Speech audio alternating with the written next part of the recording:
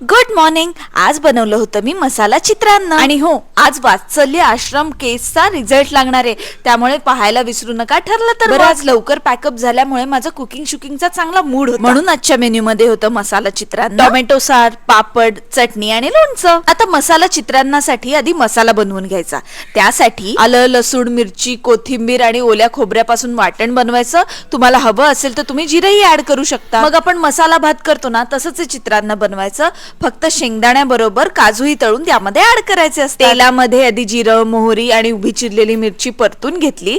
मग उभा चिरलेला कांदा त्यामध्ये परतून घेतला आणि मग जे ओल्या नारळाचं वाटण बनवलं होतं ते त्यामध्ये ऍड करून व्यवस्थित सगळं मिक्स करून घेतलं. आता या रेसिपीसाठी मी स्पेशली बासमती तांदूळ शिजवून घेतला होता. तुम्हाला हवा असेल तो तुम्ही तांदूळ वापरू शकता. फक्त भात मोकळा असला पाहिजे, गिचका नाही. आता शिजवलेला भात तयार केलेल्या मसाल्यामध्ये ऍड केला आणि सगळं व्यवस्थित मिक्स करून ऍड केलं मीठ, तळलेले काजू आणि शेंगदाणे वरून कोथिंबीर घालून सगळं व्यवस्थित मिक्स करून झालं आपलं मसाला चित्रान्न तयार. आता याच्या बरोबर सांबार किंवा रसम खूपच छान लागतं, पण मी बनवला होता टोमॅटो सार, ज्याची रेसिपी मी आधी दाखवलेली आहे. ही शॉर्टकट म्हणून सांगते. जे वाटण बनवलं होतं त्यामध्ये टोमॅटो उकडून साल काढून मिक्सर मध्ये वाटून मग जिरे, मोहरी, लाल तिखटाच्या फोडणीमध्ये हे ऍड करून व्यवस्थित खळखळून उकळून घ्यायचं, टाकायचं आणि गुळ, आणि झालं आपलं टोमॅटो सार तयार. मसाला चित्रान्न, टोमॅटो सार, चटणी, लोणचं, पापड आहे ना रात्रीच्या जेवणाचा परफेक्ट मेन्यू.